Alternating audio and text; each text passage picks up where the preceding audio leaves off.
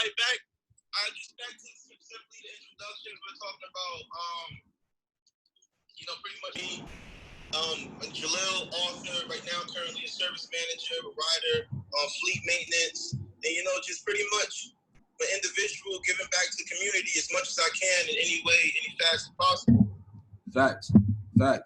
And pretty much for those who haven't read the book yet, I just ordered the book, so I apologize I haven't read it yet, bro, but I promise I'm going to read that and give you my feedback personally.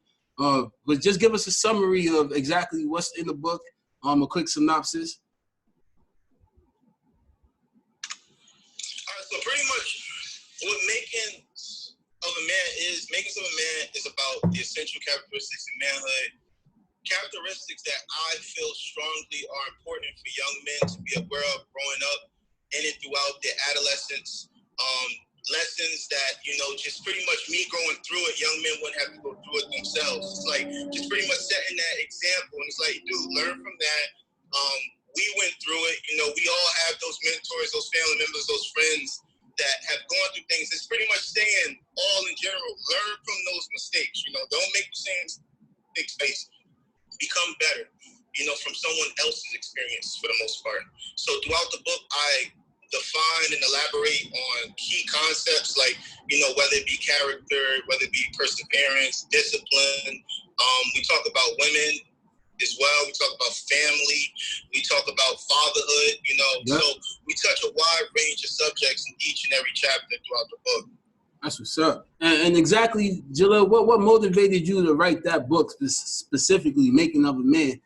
Because that's a very touching topic, especially coming from the type of environment and the neighborhoods we come from, the urban environment coming from.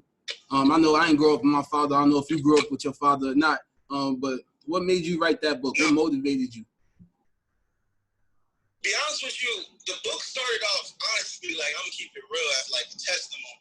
Like we all go through things, and for us that's born in the church, you get what I'm saying? Like you see people with these really strong testimonies and how they're able to go in front of the church and express themselves. And I think that initially I always wanted to do that. Like I always had that desire from a young kid to do that. So I never had the courage, honestly, as much as confident I am in talking and public speaking, I never had the courage to get in front of like the church.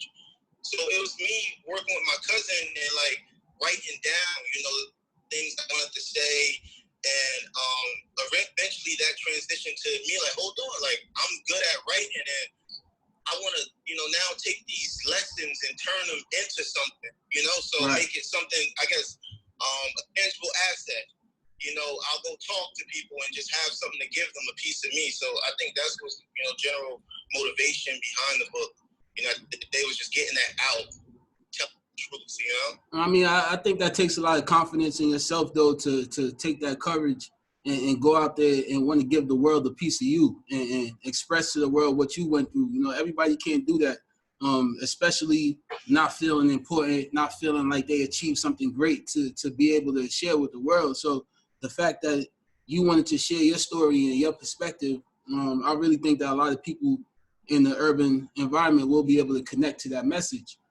So how would that message today relate to somebody in your situation when you was a kid?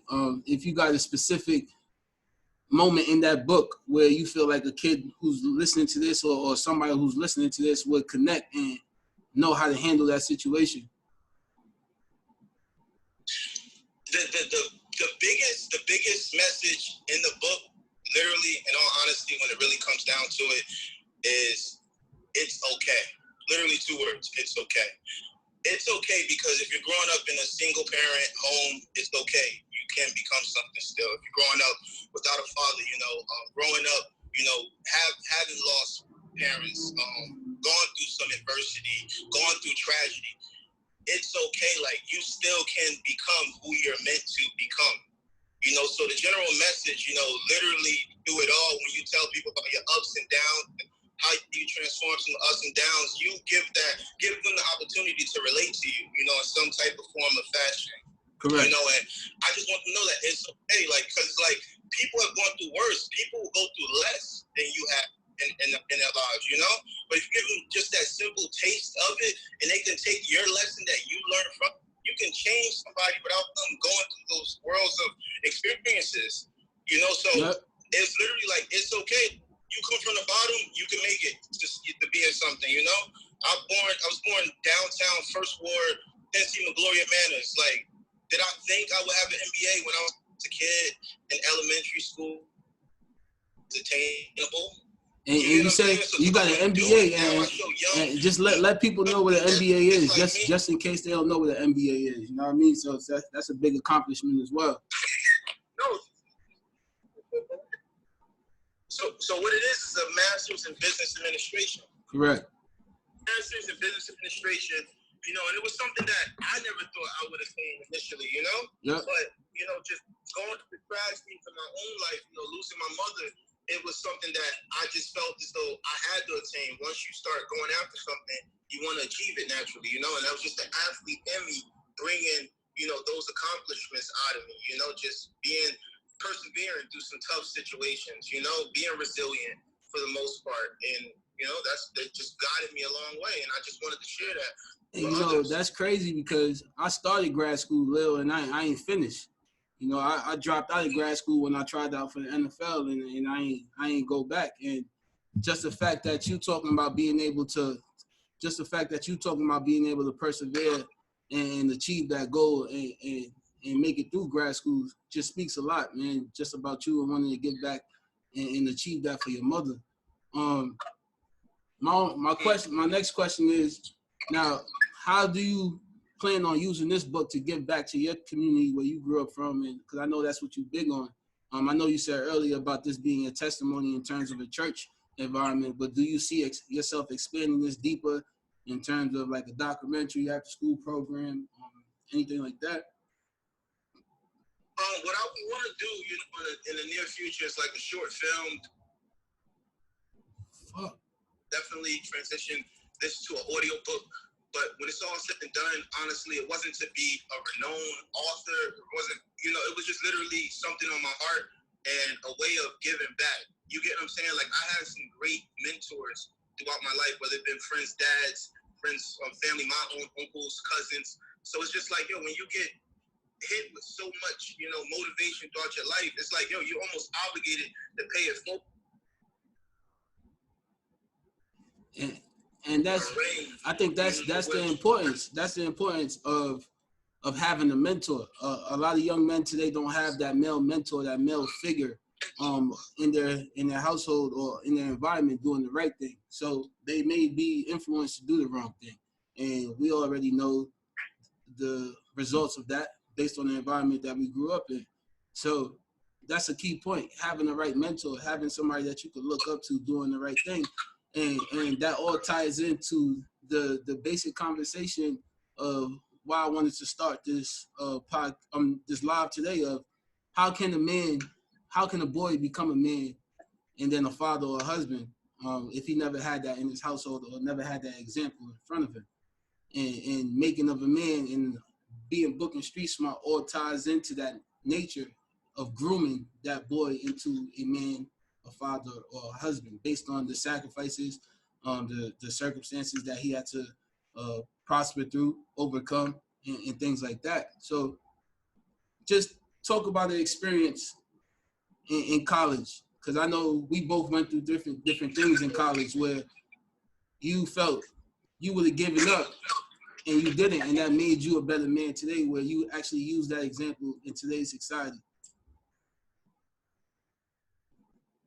But we can talk about college, like, you can talk about just sports in general. You get what I'm saying? And the common thread between us two, like, you know, like, we're brothers today, but that started literally in the trenches, as a competition. In the trenches. You want to tell them about that story? Yeah, man. Like, so it's just like, you know, we compete for the same position. You get what I'm saying? It's just like you go neck and neck with someone. It's like, you know, at the end of the day, with my situation with coaches and the team, you know, I eventually, you know, you won that battle. You get what I'm saying? And I'm now with football. I'm like, you know, like, where does this go? You get what I'm saying? Like, do you leave school? Do you, like, you know what I'm saying? You're fighting for a scholarship. You're fighting for a place. You get what I'm saying? So you're hit with a question to yourself, like, do you get bitter? Do you get better? You get what I'm saying? And I think that every experience in my life, you always got to look at the lessons and you got to look at the politics involved. And you be like, you know, yo, that wasn't for me. Because if it was, you know, I had the talent, everything was there. It was like, and it didn't happen. It was just like, you know what? Now God got transition. You know, a lot of young black men, they don't know how to make that transition. They think that this is it or nothing. It's all or nothing. No, you're a black man. You're in college. Get an education. You get what I'm saying? Make sure that when you leave this place, you leave with a degree. So therefore, now, you know, fighting for his position, then get a position. I leave a college with an MBA.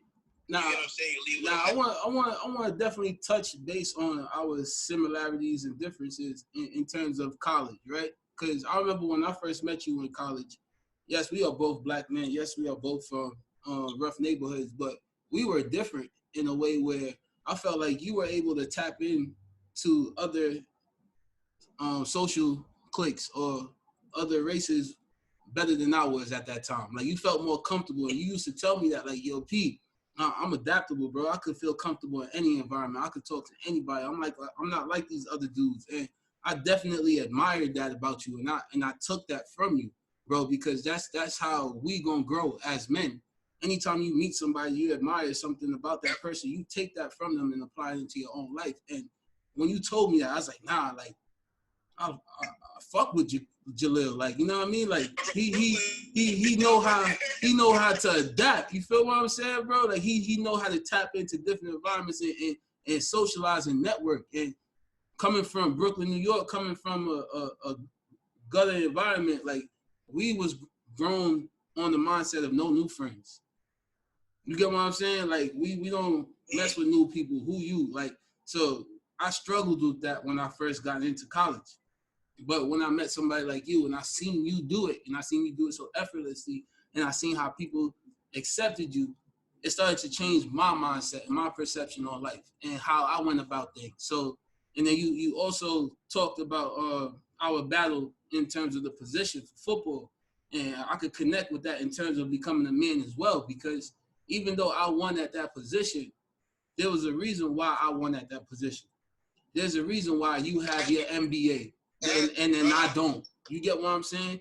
At that, and that's the message I want to give to the world.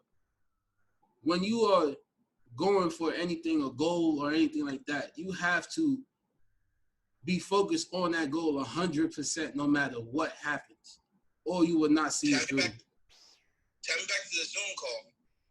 I'm looking at it right now. You in there? It's coming. It's going now. All right. I think. Yeah, we on. Yeah, yep.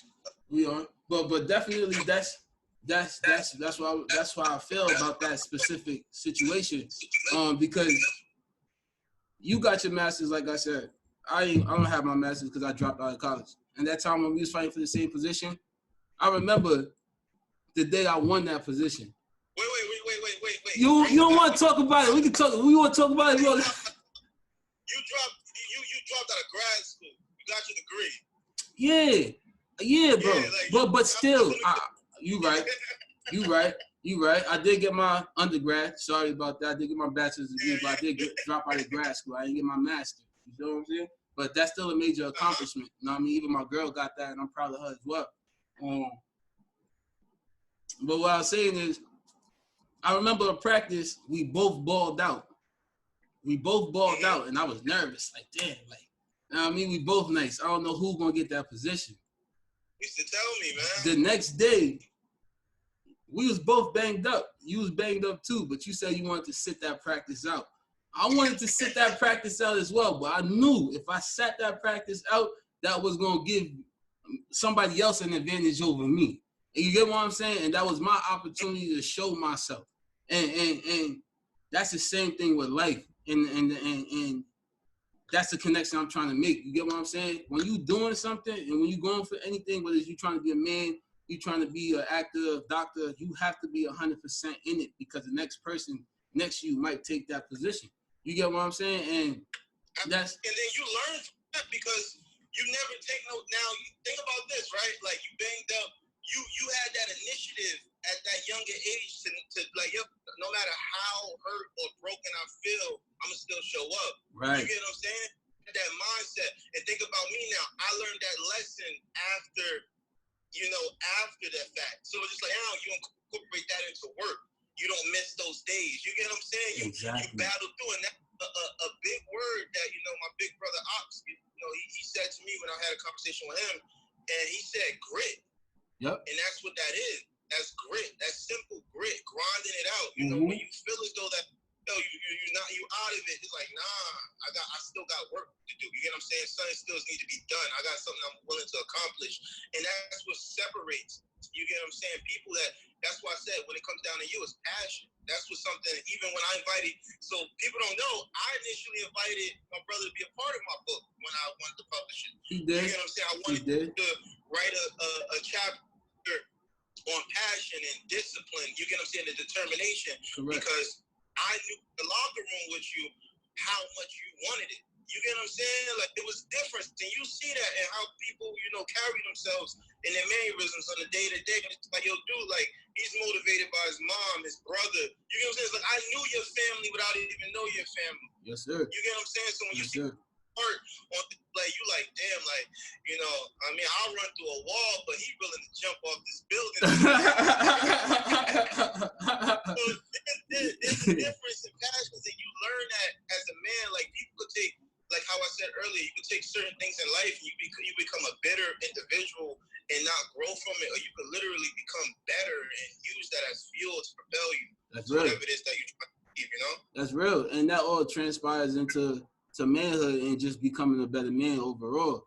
And absolutely. I asked you this in terms of how can a boy become a man, and all that ties into it, because when we was in college, we were still boys. We were going through phases, learning how to become men, how to handle our anger at the time. I know I lashed out in college. That's why I feel about that specific situation, because you got your master's, like I said. I don't have my master's because I dropped out of college. And that time when we was fighting for the same position, I remember the day I won that position. Wait. You don't want to talk about it. We can talk. We want to talk about it. You dropped out of grad school. You got your degree. Yeah, bro. Yeah, like, but still, you right. I did get my undergrad. Sorry about that. I did get my bachelor's degree, but I did drop out of grad school. I didn't get my master's. You know what I'm saying? But that's still a major accomplishment. You know what I mean? Even my girl got that, and I'm proud of her as well.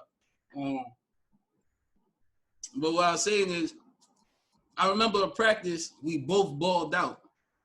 And I was nervous. Like, damn, like, you know what I mean? We both nice. I don't know who's going to get that position. You used to tell me, man. The next day, we was both banged up. You was banged up too, but you said you wanted to sit that practice out. I wanted to sit that practice out as well, but I knew if I sat that practice out, that was going to give somebody else an advantage over me.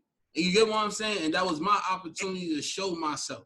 And that's the same thing with life. And that's the connection I'm trying to make. You get what I'm saying? When you doing something and when you going for anything, whether it's you trying to be a man, you trying to be an actor, doctor, you have to be 100% in it, because the next person next to you might take that position. You get what I'm saying? And then you learn from that, because you never take no. Now you think about this, right? Like, you banged up. You had that initiative at that younger age to like, no matter how hurt or broken I feel, I'm gonna still show up. Right. You get what I'm saying? That mindset. And think about me now. I learned that lesson after that fact. So it's just like, you incorporate that into work. You don't miss those days. You get what I'm saying? Exactly. You battle through, and that's a big word that my big brother Ox, he said to me when I had a conversation with him, and he said grit. Yep. And that's what that is. That's grit. That's simple grit, grinding it out. When you feel as though that you out of it, it's like, nah, I still got work to do. You get what I'm saying? Something still needs to be done. I got something I'm willing to accomplish.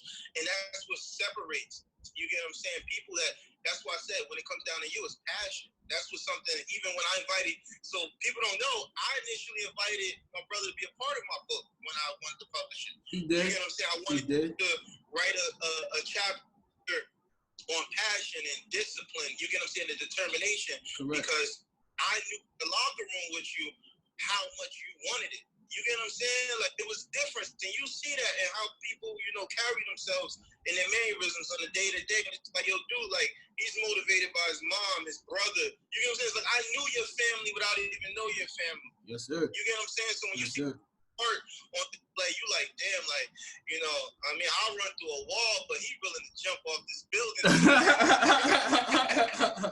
So there's a difference in passions, and you learn that as a man. Like, people could take, like how I said earlier, you can take certain things in life and you become a bitter individual and not grow from it, or you can literally become better and use that as fuel to propel you. That's real. Whatever it is that you try to achieve, That's real. And that all transpires into manhood and just becoming a better man overall.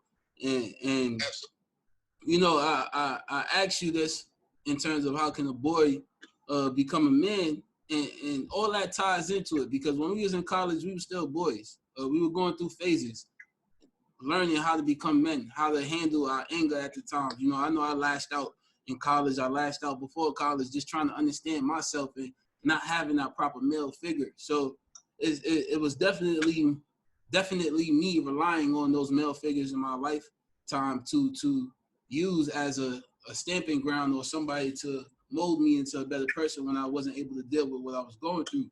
So I guess my question to you is, who does somebody find to look up to when they don't have that person around them? You know what I mean? When the people that they see is selling drugs, or the people that they see ain't working, unmotivated, how would you become the person that you are today? What you use to motivate you to get where you are today? Yo, positivity, man. It's literally like walking the lane less traveled for the most part. You get what I'm saying? And not being afraid to be at times different, or totally. But how you know different though? Like what showed you different? Who taught you different? What showed me different was pretty much like figures. Like, you get what I'm saying? I knew that what was absent in my life was a father. So when I saw fathers being fathers and being men in their families, like, my best friend's dads and my family members, their dads and their families, and how they carry themselves. You take those various examples and you incorporate them to create the perfect man that you would aspire to be. You get what I'm saying? Right. So it was just like, me throughout my life, it was weird, but it was literally like, I like this man's qualities. I could see myself being like that. Right. And I like those qualities. And to be honest with you too, paying homage when I was actually older of age, like after college, I literally told these men individually to their face. I've told them at some point in my life, like, yo, I like the way you did this. Because you did that, I carried myself like this growing up. Right. You get what I'm saying? Like, and it's just like, at the end of the day, you have to see who's for you. I feel like somebody that's for you is going to give you information. They don't want you to do anything. They don't want anything from you. Right. I once heard, I'm not Muslim, but I once heard the great, Louis Farrakhan once said, a great leader isn't leading you toward them. They're leading you toward what you want to do. Right. You get what I'm saying? So right. It's like, dude, I don't want to be who you looking up to. I don't want to be, bro. Read the book. Become what you meant to become. Right. Because I'm showing you, like, I'm Jalil. A lot of people know me as a person, like, damn, even some people even are almost like surprised, dude, you published a book. So I'm showing you, if I could do it, you can do it too, if not better. Here goes the blueprint. Facts. Just follow it. You all right. You good. You get what I'm saying? And that's paying it forward, paying homage to those leaders that I looked up to, because that's what they did for me. They said, Jalil, this is the information. What you do it as a man is, definitely on you, So at the end of the day, that's where it's at. I definitely agree with that. I mean, just growing up, football, I believe, played a major aspect in that, and just having that male figure from like Pop Warner, because I started playing football probably in like 4th, 5th grade.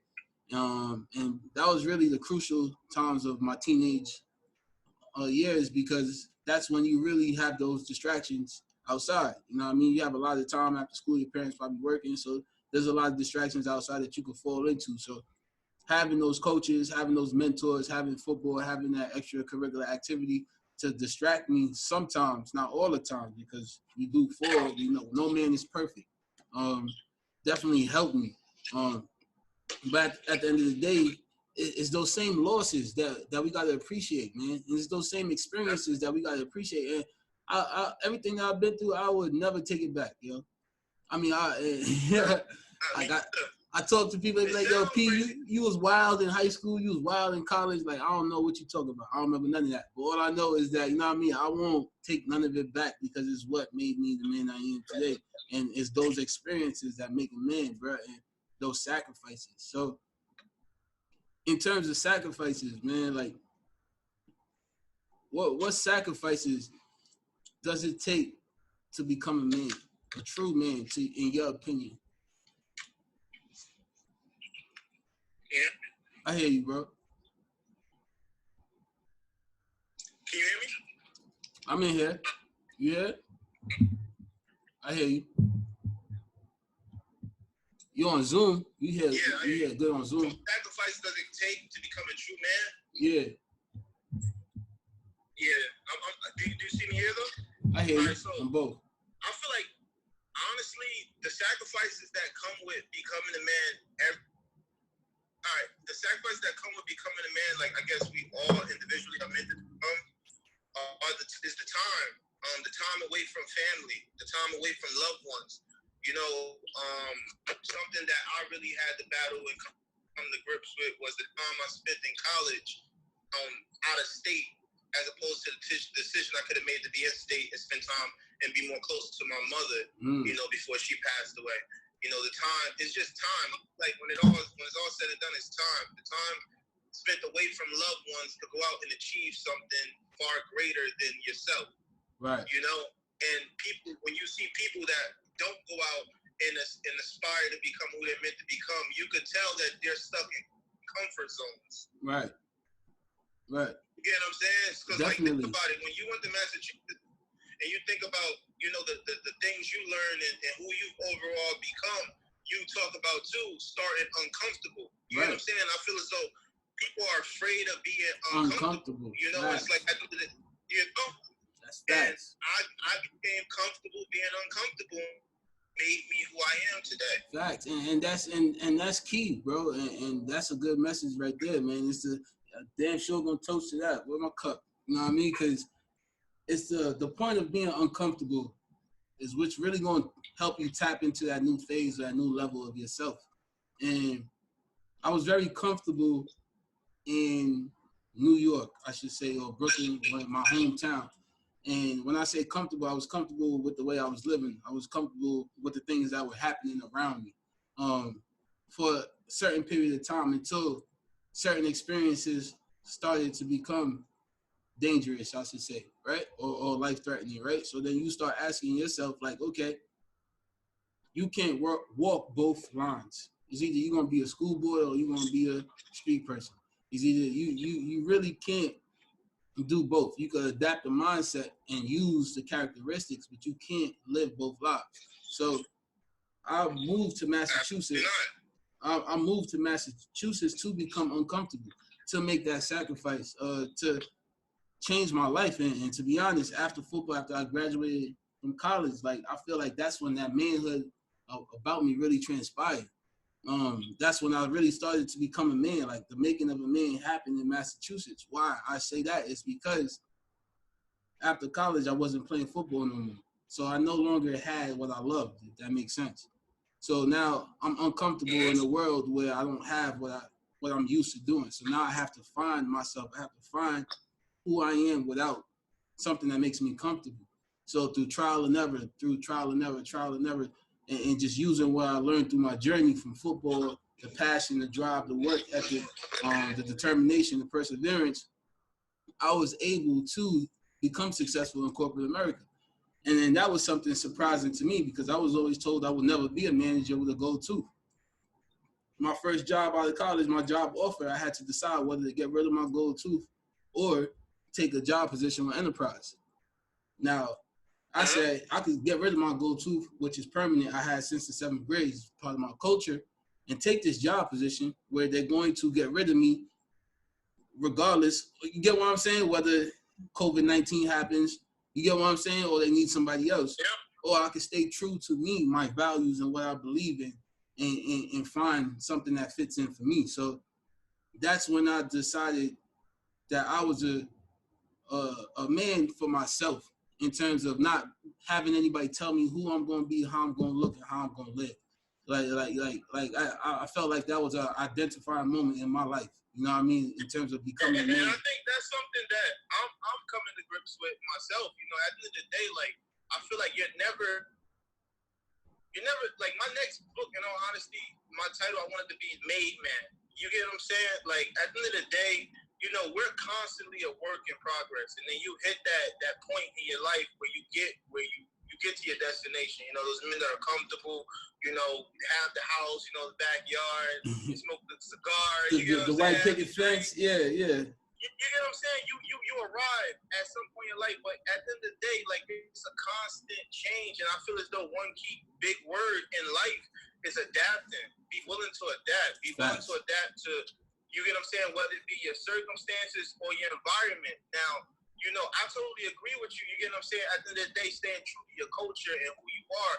But at the end of the day, like, you want to jump in the corporate realm. You get what I'm saying? It requires us to do things, to change our mold. But something that I'm coming to grips with, you know, where one of my mentors said to me is like, dude, like, you show up at the table and you make them adapt to you. You get what I'm saying? And that's what I'm trying to say. What you share by being who you are is you share perspective and how to connect with who you genuinely are at the end of the day. And that's what something, honestly, I'm learning to come to grips with myself. You know, like, lessons that I talk about in and throughout my book have honestly even changed in my own life, you know, because I'm constantly experiencing things, you know? So it's just like, you know, at the end of the day, be who you genuinely are. You know, there's principles and morals to follow at the end of the day, but be who you are at the end of the day. And that's what I encourage people to be, individuals. You know, we all come from different backgrounds, different upbringings, and that's what we bring when we present ourselves into the world. And what I want to create with a book like Makings of a Man is I want more soldiers, you know, whether it be Black men, Latino men, but I want more functioning civilians in society.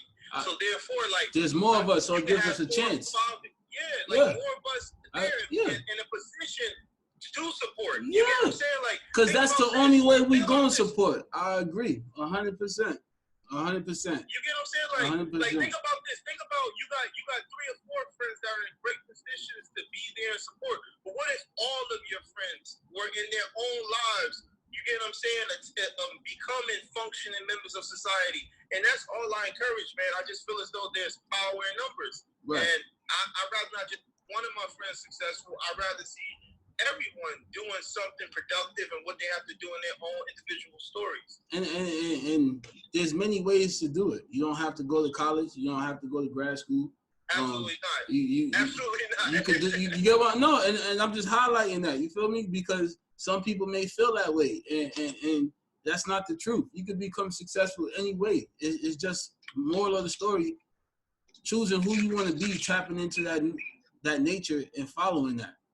You know what I mean? Just following that. Then that's the main reason why I started this, and I'm going to continue doing this, is because I done had director positions from big corporate positions, and at the end of the day, it doesn't bring me the same satisfaction or the happiness as me doing this. I feel like this is me giving back. This is me using my God-given talent to spread my word and just connect with successful people, whether you Black, brown, white, Caucasian, it doesn't matter. We just here to spread our word, come together and form our inequalities and equalities so that we can help each other. You know what I mean? Especially in a time like this, like, a lot of people should be using this time to tap in and make themselves better, especially our young Black men, because we need more young Black men becoming the right type of men in this world. You know what I mean? Like you said, numbers matter. And the more positivity we got out there, the better options we have. Moral of the story. This is nothing negative. It's just something positive of us just stating facts, because we're in corporate America. You know what I mean? We see real life, what it is to become a man and try to start a family and become a husband and still have to go to work and deal with society and deal with those challenges and still being who you are. You get what I'm saying? So message needs to be put out there because the battle could be fixed or could be strengthened, I should say, in your teenage years if you follow the right path. You get what I'm saying? Because our lives are a lot easier than our friends who have records. And we both know that. And we are blessed. You get what I'm saying? We are blessed in that way. And because there's certain things that my friends go through or certain things that my friends can't do. And I don't share that experience because I don't have a record. You get what I'm saying? I have my freedom. And at the same time, I just wish we all could share that. We all could feel that. But we brainwashed in a sense where we feel like we don't have that access. You know what I mean? Because of what we're going through. But it's not true. Because if we could do it, everybody could do it. Absolutely. And that's, it's that simple.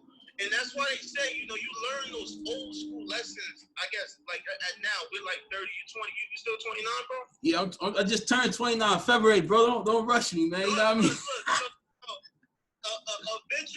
Eventually, you'll be 30, but it's like literally those diamonds were in the rough the entire time. Those lessons that we needed to know, it's literally information at the end of the day. Right. You get what I'm saying? And when your dad is present, sometimes we have those, we have those really strong mothers, and that's why I don't want to discredit the sisters that, they do it right the first time, given the disadvantages that they have. You get what I'm saying? So let's acknowledge that, first and foremost. But when that information is missing, a young black man is definitely at a disadvantage because your dad can tell you what career paths to go into. You get what I'm saying? And if he has your DNA, he can tell you what trades may be beneficial for who you are. Facts. You get what I'm saying? Based on your bloodline, right. And what's your family's bloodline? Yeah, just like we do it this way. So it's like when you miss that, when you missing that ingredient, you put a child at a disadvantage. But luckily, for men like ourselves, given the circumstances that we've been given, we persevered through it and we become who we are today. And now we're just, shining that light. You get what I'm saying, on the youth today to let them know, dude, we can do it. You can do it as well. In the right way. You know what I mean? That's it. And that's it. And share that message, share that love. You know what I mean? We coming up on our close to our hour. We're going to open up this last 5 minutes to any question and answers. We definitely want to save this live so I don't want to get cut off. Yeah, bro. We coming up on an hour already, bro. So it's 43. So we got 15 minutes. I don't want them to cut us off, but I'm going to keep the Zoom going. We're going to keep talking on Zoom. But for Instagram, if anybody got a question, wave their hand. Who's Capri Mother? Hi, how you doing? I mean, you got any questions? Anybody want to tap in? Anybody have any general questions about, made across their mind about makings of a man? I guess, just single parenthood in general, young men. How to raise a young man, facts. Character. Anything. Yeah, character. So it's like, just our truths, and I greatly appreciate you inviting me to share a platform with you today, bro. Like, you get what I'm saying? Like, this really means a lot. And, just simple acts like this is us pushing the culture forward. You get what I'm saying? Like, facts, bro. We can pull up a picture like on the field together, like, and we could see, like, even smoke kids, like, those meetings, like, that's my brother, and we still connected till this day. You get what I'm saying? Meetings in that war room. You get what I'm saying? It's just like, that's all we need, and we need to see more of this. Like, even if it's not me and you, it's other brothers. Yo, link up and give young men the lessons, like, because we hungry. We hungry for the knowledge. We hungry for the perspective. Most important, Each one teach one, man. It don't take nothing to just vibe out and share love and knowledge and power, man. And there's a lot of power that we can give each other. It don't come in the form of gold and diamonds. It just come in time. Just time and just spreading word. Yep. You know what I mean? And I appreciate you, bro. You already know. That's why I called you. I asked you to be on this. I look up to you. I respect your movement, making of a man in college. We used to talk about this. We used to talk about this all the time in our little football meetings. Like, yo, you from Jersey? I'm from Brooklyn. Yeah, bro. We went through this. We trying to do this. You know what I mean? So it was brotherhood forever. We still, we'll say shit get a little overwhelming. I'll tap in with you because sometimes you need that mindset, and brothers need access to that. Yeah. We need more brothers that want to see other brothers win. You get what I'm saying? Facts. Like, at the end of the day, you ever call me down, I'm here to pick you up. I'm not putting you in no get-rich scheme, bro. Like, something. I always said, too, like, even when we talk about, having friends in the street and everything like that. I love you. People tell you they'll die for you. People tell you they'll kill for you, right? Yep. You gotta love people so much that you don't put them in those positions to display those feelings. You get what I'm saying? That's deep. Like that's the real love. Right. That I don't not only know what you're capable of for me, but I do know I love you so much. I never want to see you suffer those consequences behind those actions. Facts. You get what I'm saying? So I feel as though you start spreading that, like love. That's why you look at people, they spread love. That's love. Facts. I think that's true love. Like, facts. You get what I'm saying? I think that if we start thinking on that type of timing, I think that'll push a lot of stuff forward. Love, yo.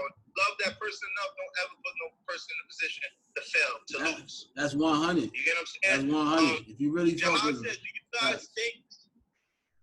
Yep. Well, this question: do you guys think there's a switch that we flip in order to recognize we need change, or is there a point that we reach as people that cause us to see when we need to change? Ooh.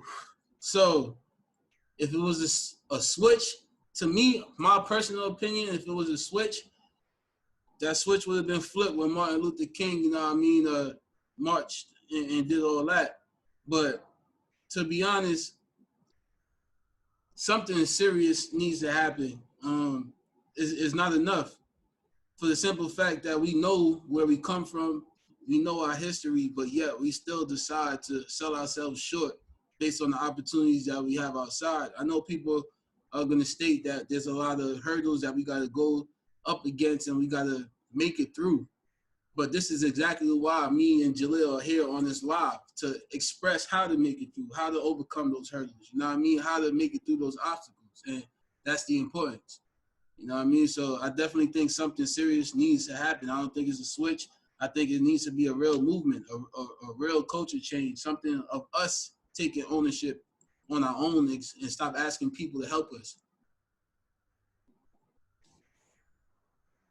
I think that too. Also, to piggyback on that, I grew up like we watched. I feel like our era, like if you was like an '80s baby, early '90s, you really looked up to those real leaders. I feel as though like those raw leaders, that selfish leaders.